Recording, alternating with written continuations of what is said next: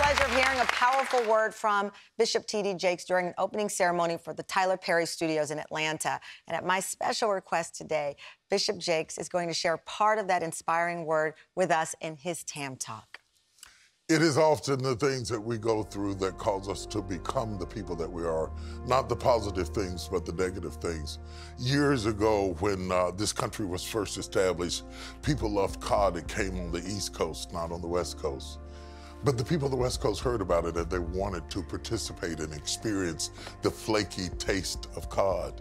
But every time they tried to ship it out to the West Coast, by the time it got to the West Coast, it was neither fresh nor was the texture the same as it was on the East Coast.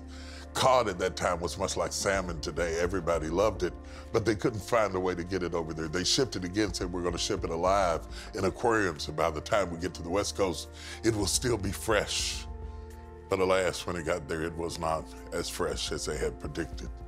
Unfortunately, in one final ditch effort to get it there, they decided, maybe if we put them in an aquarium and put a catfish in the tank, maybe it will get there fresh. I don't know who thought of that, but catfish are a normal predator to cod.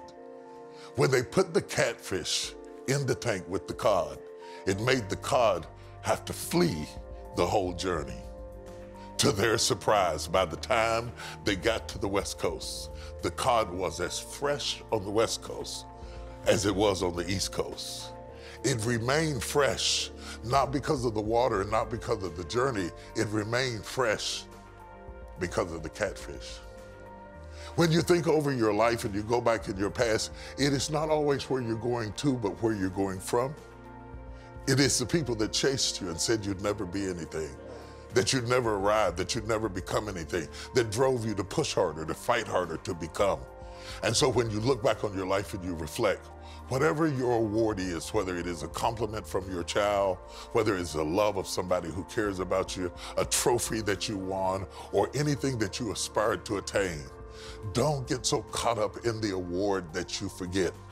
It is not the water that keeps you fresh. It is not the train or the boat that brought you there that keeps you fresh. In fact, it is the catfish. The next time somebody calls you and they say, wow, who do you thank for getting you where you are? Thank God and thank the catfish. Thank you.